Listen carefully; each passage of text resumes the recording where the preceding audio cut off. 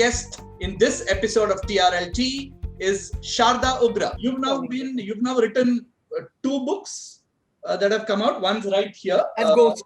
And for people who haven't read this by any chance, it's a must read. John Wright's Indian Summer. Don't miss it. Tell us about this whole process of bringing stories to life through a book. How significantly different was it?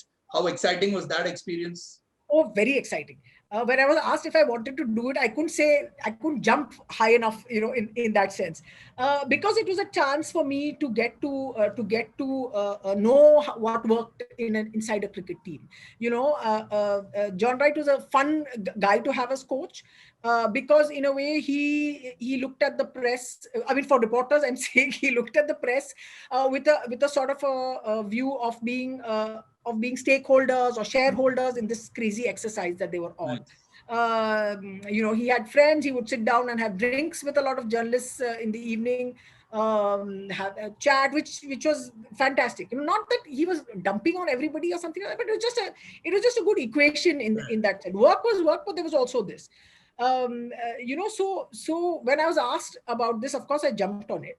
It was a great chance to do it, and I got a chance to read all the material that he had, and he had kept enormous notes. He had like copious notes. He had a big black briefcase full of diaries and notes that he had taken. He had notes on his computer. He had notes on whatever, many things. And the whole joke was that coaches just sit on their computer and they're typing letters or whatever and all that. But they're actually typing things and getting really anxious. Then he used to be typing stuff. And so you read the diary and you saw how anxious he was getting at that time in a game. And later on, he said that it was like I was coaching for my career every match. That's what it felt like almost.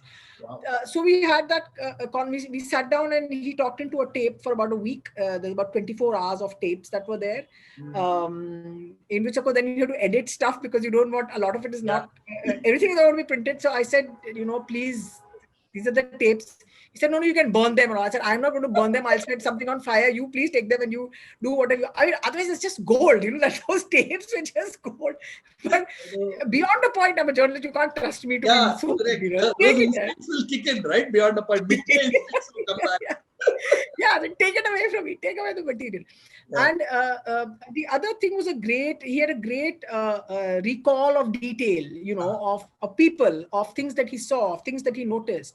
And one of the most moving parts of that whole exercise of talking to him about the whole thing and reading about it also from his diaries and everything was his description of the bus journey from Kanpur to Lucknow, which you would think has to be the most terrible thing imaginable to people.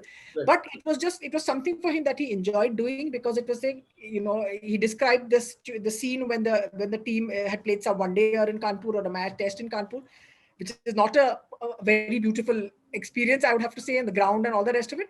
He said, and that whole journey back, so if they had won, the bus was noisy, there was music. If they had lost, it was all very quiet. Yeah. And he would see the lights in the countryside, and he was noticing the things so his detail for it was just astonishing. I just enjoyed that whole thing that he had, his observation of things that were there happening around Indian cricket.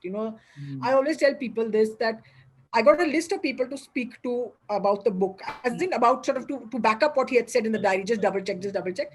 It had the CFO of Infosys and it had the dressing room attendant of Eden Gardens. That was a range of people that he had, that he had been in touch with, whose telephone numbers he had, whose contact details that he had. Very meticulous. Very meticulous, and just a range of people, a really good people person in that sense. Made friends everywhere. He went to Nagpur and there was some problem and when he was New Zealand coach, there was some problem in Nagpur or something had happened and they couldn't have this thing. He knew who to call and get net bowlers. It was just no problem. So that was the experience with John Wright.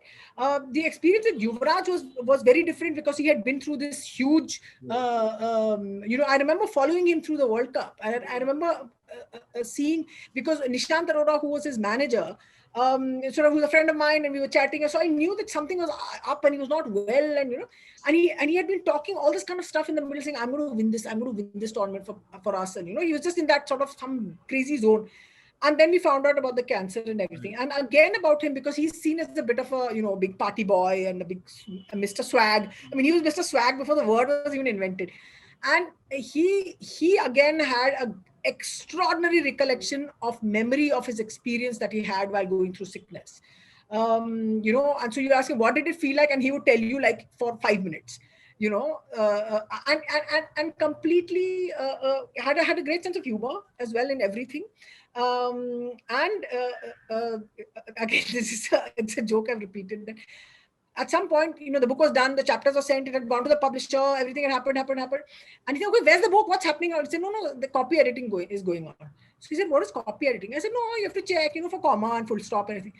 He said, oh, mere kitab mein comma or spelling mistake nahi hoga, to aur kiski kitab mein hoga. So he had that sort of sense of fun about himself. Right. As well. He could make fun of himself, but at the same time, he was very, very serious about the cricket that he played. He was very, very serious about wanting to play Test cricket. So, and it was real fun to do the interview with him and to see him change, transform, sort of come back from his chemotherapy in America, and to then change physically and try and make a comeback and play cricket again. Right. It was quite a remarkable thing. And I think what his doctor said to me at that time is that whatever he's done in cricket, the impact that he's going to have on cancer patients, because he's a famous person saying, I have come through cancer. Yeah. That is much more, that's going to be just huge, because everyone's seen him being this, superstar fellow and then having to go through this entire thing. So it was both the books, it was great fun. The Yuvraj book came through very, very quickly. It was almost like it was like one blitz. But it was fun. It's fun to do it. And I think the only way you can do something like this is if you like the person whose book you're writing. It's not that if you have a problem with them. It's very difficult to do that kind of. I can see the Abhinav Bindra book is also there behind you, which is again another completely different kind of a person, an athlete, and Rohit's done a great book about him, and is always worth a 3-hour conversation about anything. He's that kind of a person. Right. He's a great guy. Yeah. I have to ask you this question. I'm sure you've been asked this many times before, but it kind of ties into the theme of this show as well. Has it been a kind of lonely journey in that sense over the last 3 decades of being a woman sports journalist? With have you seen the numbers increase over the years? Have you ever felt alienated over this period? It's not been a lonely journey, I won't think, because I made friends along the way. I haven't felt lonely too. The early days were a bit of a struggle. Then you sort of go through your own sort of doubt, and people think I'm a groupie. People think I want to get married to a player. That kind of thing. And the numbers have grown as not merely in cricket, but in Indian sport across the board. I just did a rough audit a couple of years ago about how many women are involved in sports journalism in India, whether they're working on the desk, whether they're actual reporting, photography, digital, print. This is without television, mind you. I just, because television is a different number as well, of how many channels are there and so on. And the number I came up with was more than 60. Okay. So I was so happy when we came across that number. I mean, I went to England in 2011, and again, I was the only woman in the press box. I said, what is this rubbish? It's been 10 years, I'm still not going to be the only one. Now, in 2019, there were a couple more. There was Isabel, and there's Emma John, and there's Tanya, who's been around for a while. So those numbers were there. It's not, I've never felt alienated, because I tend to be a bit of a kind of a, the horse with the blinkers kind of thing. I don't pay attention to what's happening around me, in the sense I don't seek validation or approval from sort of the industry per se. So it never really bothered me. I just had fun doing what I was doing, and I made friends of my age, people that were coming through at that same time. This picture is the one that Clayton Muzzello at Midday, he got hold of the photograph and very kindly has given a copy. He's a huge collector, so he's given me a copy of he's got a few of this. So I made friends along the way, male, female. So I've never really felt alone or alienated. Again, it could be reasons of just being a bit thick-skinned as well, I think. Fantastic. And so I want to ask you a couple of questions before we wrap this up. In all these 3 decades, what's your single most favorite memory? Single is tough to imagine. Okay, let's put a podium. Top 3. Pardon? Let's put a podium. Tell me top 3. Top 3. I think because because I'm saying cricket, I can have top 3 cricket, top 3 something else. No, I'm allowed. Yeah. Cricket has to be the tour of Pakistan. I think in 2004, easily just the most incredible and fantastic experience that we had. Um, then I would have to say being the Hindu reporter when Kenya beat the West Indies in 1996 in Pune. At Pune. I was a reporter there at a match that nobody. It wasn't like a big deal or whatever. Send the junior reporter and all that. So I was there. And the third one is I'd have to say I'm trying, because there's so many. How can it be that it's not? The third most incredible thing is seeing the India win the 2000. I mean, I forgot the 2011 World Cup. How's that possible? 2007 South Africa World Cup also was quite crazy. You know that I literally landed on the day when I worked for India Today. You had to give them a brief and say, this is why you are going to cover this event. This is the story you're going to do. And you keep telling them, boss, it's a cricket match. I don't know what the story I'm going to do. It'll happen in front of me. I can't tell you. No, you have to give them a brief. So I gave them a brief and I somehow got clearance to go, and I landed at South Africa at 2:00. I was on the ground in the evening at 6:00, and Yuvraj Singh hit 6 sixes. So I think that was just like, and then we won. So the office thought, oh great, very good. In the other sports, I'd have to say Abhinav Bindra's gold medal in Beijing. Like, hats off, can't beat that. I was there in that stadium palpitating out of panic. That's the first one.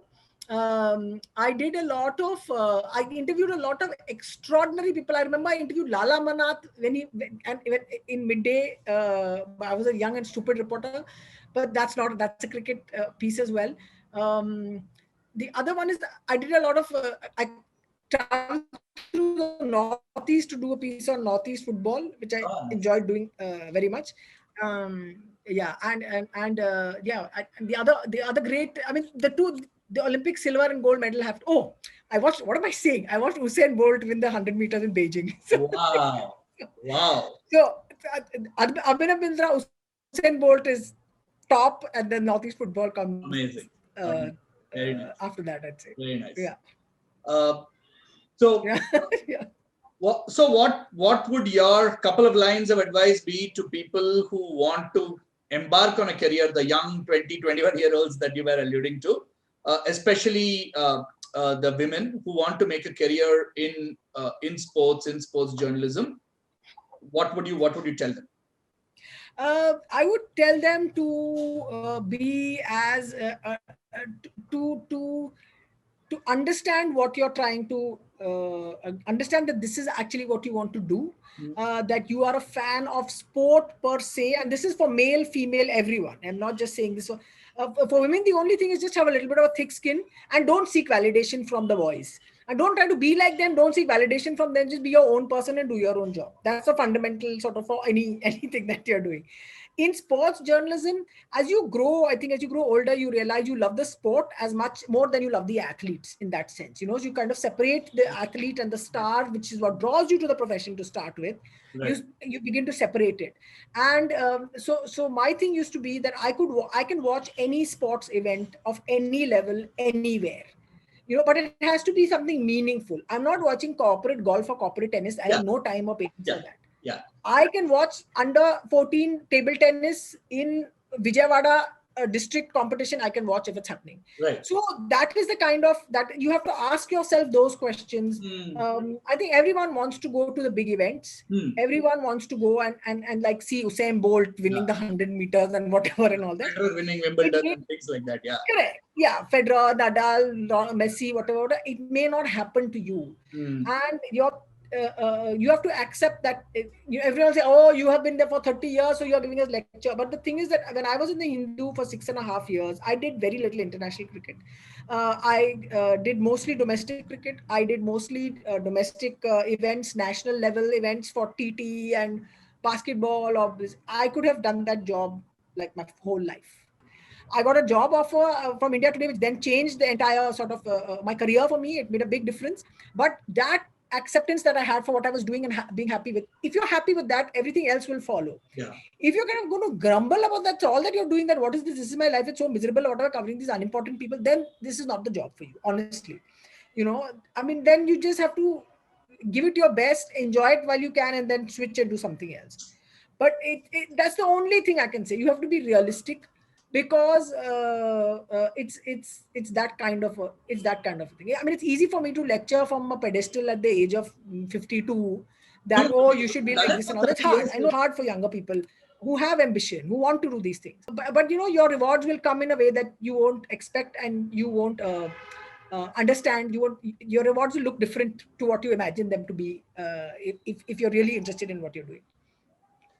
All right. Thank you so much. On that note, Sharda Ugra, fascinating listening to your story and those wonderful moments that you've been part of Indian sport and world sport. Hope to read a lot more of your work in the coming days. Hope to see more books from you coming out. And thank you so much.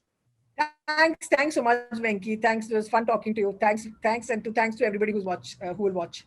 So that, folks, was Sharda Ugra's story. You heard her talk about beginning her career at Midday in Bombay, and then how she progressed with her ambitions of being a top-notch sports journalist with a bias towards cricket, and the interesting experiences that she's gone through, and proven that nothing's too difficult to achieve if you put some focus on it, if you dare to dream about it, and if you put your heart and soul towards it.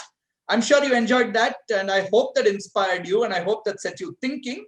And if it did, please don't miss watching other episodes of TRLT. All episodes in their full length as well as smaller highlights versions are available on our social media pages as well as on our YouTube channel, which is Nexus Consulting. We're also on Instagram, Twitter, and Facebook. For more such talks, a lot more quizzes, and more fun content, please don't forget to subscribe to our YouTube channel. If you think there's someone you have in mind who could be a great guest for TRLT, don't hesitate to write into us. We take these requests all the time, and then we try and see if we can fulfill some of them. If you have any other ideas of how this show could be made, if you want to see a change, please do write into us. Till we see you next time on another episode of TRLT, this is Venky saying, stay home, stay safe, take care, bye-bye.